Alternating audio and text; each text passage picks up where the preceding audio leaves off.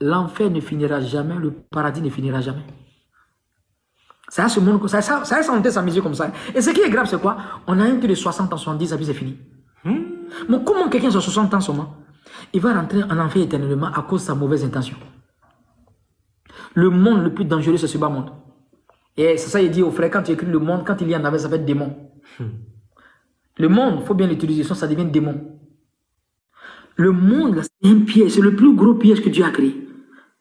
Le monde le plus dangereux dans le monde des vents de la mer, dans le monde sur la terre, après le monde dans la tombe et puis le monde des âmes. Le monde le plus dangereux, c'est le bas monde. Après ça, il n'y a plus encore de monde. Ali dit, dans ce monde, il y a action, il n'y a pas jugement. Dans l'au-delà, il y a jugement, il n'y a plus d'action.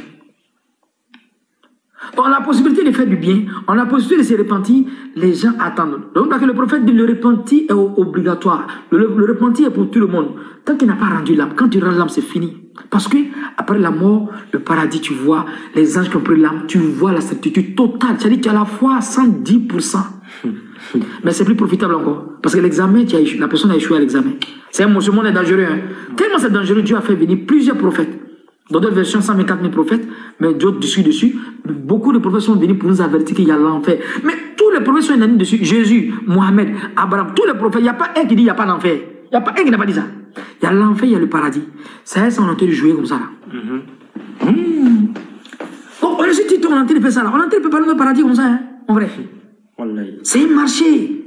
Et c'est pour ça qu'on dit. C'est ce qui doit travailler. Chacun cherche le paradis, on se cherche, mon frère. Il faut gouiller. Il faut t'en sortir, mon frère.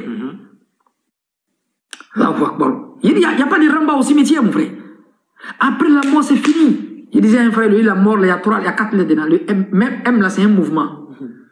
Le O, c'est obligatoire. Le R, là, on va pour une rencontre. Le T, là, on va faire tête à tête avec Dieu comme ça. One man show. Donc, on va rencontrer Dieu. Pourquoi? Parce qu'on vient de chez lui. Qui dit là, le monde est faux. Et toute adoration qui ne te ramène pas vers l'au-delà, ce n'est pas l'adoration des prophètes. Les prophètes, toutes les adorations te ramènent vers l'au-delà. Parce que le Coran, quand tu prends le Coran te ramène toujours vers l'au-delà. Ce bas monde qui est l'objet du sang trompeuse, ce bas monde vous trompe. Le Coran rabaisse ce monde. Un livre qui va honorer ce monde, non, ce n'est pas un livre de Dieu. Dieu rabaisse ce monde. Les prophètes rabaissaient ce monde. Parce qu'au fait, le monde, c'est faux. Le monde est faux, hein. Le monde est faux. Les vrais trucs sont là. On est à 7 milliards de personnes, 7 milliards de personnes. Au fait, c'est 7 milliards de personnes que Dieu met dans la tombe. Il y a 7 milliards de personnes dérangées, au fait. Sinon, les 7 milliards de personnes, depuis on est au 7 milliards, on est 7 milliards de personnes. C'est les mêmes 7 milliards qui sont là. Tellement Dieu fait des changements là, le chiffre est toujours là. Il garde toujours le même chiffre, on croit que c'est ça. C'est les gens qui balaient. Bilan voit, ils balaient. Ouais. Là, imagine ceux qui sont morts maintenant.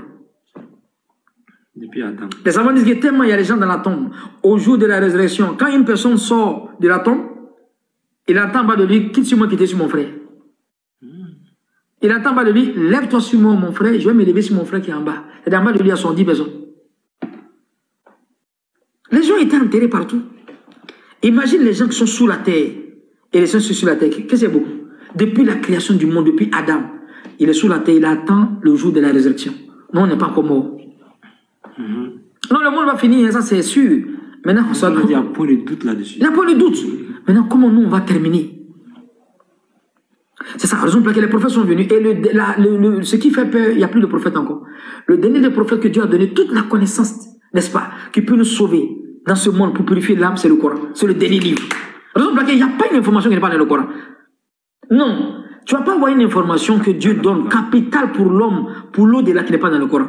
Et Dieu met des ajouts, des additifs, il corrige les livres passés, il donne des additifs et puis il nous préserve, il nous met en garde pour l'au-delà. Et Dieu, le Coran met décrit l'enfer. Il n'y a pas un livre qui décrit l'enfer que le Coran. Le Coran met décrit le paradis pour qu'on soit galvanisé à avoir le paradis. Il donne des paroles pour nous régailler. Tu vas voir les paroles, Dieu parle de paradis. Les gens ne comprennent pas pourquoi Dieu parle du paradis si vraiment le paradis est fou. Les Arabes, ils aiment beaucoup les femmes. Les Arabes, ils aiment beaucoup la viande. Pourquoi Dieu cite ça dans le paradis? Et le paradis est charnel. Qui dit le paradis n'est pas charnel? Non, le paradis doit être charnel. Ah, c'est clair. Si le paradis est spirituel, mais les gens ils sont déjà au paradis. Non. Si le paradis est spirituel, où est le sang du paradis? Le paradis, c'est le plaisir, l'ensemble des plaisirs et des désirs, c'est le paradis. C'est ça qui est le bonheur, en fait. Le bonheur, c'est l'ensemble des plaisirs, et puis de quoi? Des désirs. C'est tout le bonheur. Quand il est en train de manger, et puis il a mal au pied, ça, c'est le bonheur. Il est en train de manger, son œil, il a enflé ici, là. Mais la douleur, puis il est en train de manger à goût. Ça, c'est pas le bonheur. Le bonheur, c'est tout ce qui n'y a pas malheur dedans. Le malheur, c'est tout ce qui est mal, il n'y a pas bonheur dedans. Ça, c'est l'enfer. Donc, le Coran décrit l'enfer avec une description, mais no comment. Le Coran décrit le paradis avec une description. Si ce n'est pas le prophète, si ce n'est pas Dieu, personne ne peut décrire comme ça. Qu'Allah donne la compréhension. Amin ya Rabbi.